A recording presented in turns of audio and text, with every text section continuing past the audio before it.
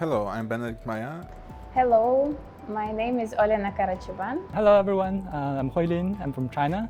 Hi, my name is Adinda. I'm a researcher at the Laboratoire Le Prince Rengers, just south of Paris, and I work on the CMS experiment, mainly on Higgs boson physics. A researcher from Karlsruhe Institute of Technology in Germany, which is one of the many institutes participating in the CMS experiment. And my research revolves around the mystery of dark matter. I'm currently a research physicist in CERN. I study the property of the Higgs boson at the CMS experiment, in which I use machine learning tools to improve the sensitivity of our analysis. I'm an applied physicist and I'm currently working as a postdoc at Rutgers University. I joined CMS in 2015 when I was a PhD student, and since then I was working on various aspects of luminosity measurements. I kind of want to ask nature why the world of elementary particle is like this. I mean, like why the top quark is so heavy while the neutrinos are so light. And is the Higgs boson the only one of its kind? What I'd like to know about particle physics is, of course, whether there are any new particles that we haven't found yet. Now you might wonder, what superpower do you need for that?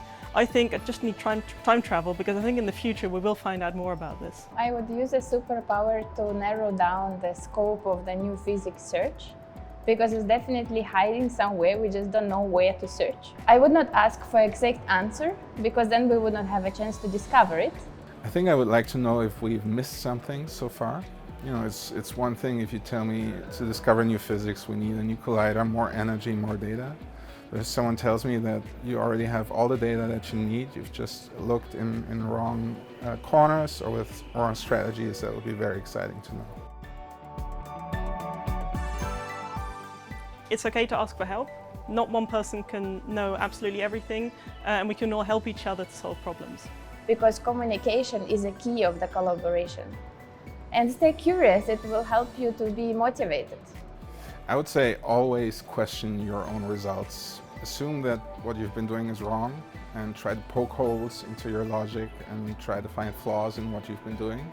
If you have problems, don't give up too easily, but also don't get stuck for too long. Sometimes you just need like a break, for example, a coffee, or like, a chat with your friends, with your colleagues. Think over it and come back. There will probably always be a better idea for it. And well, if you aren't able to find any flaws, then chances are high that what you were doing is correct.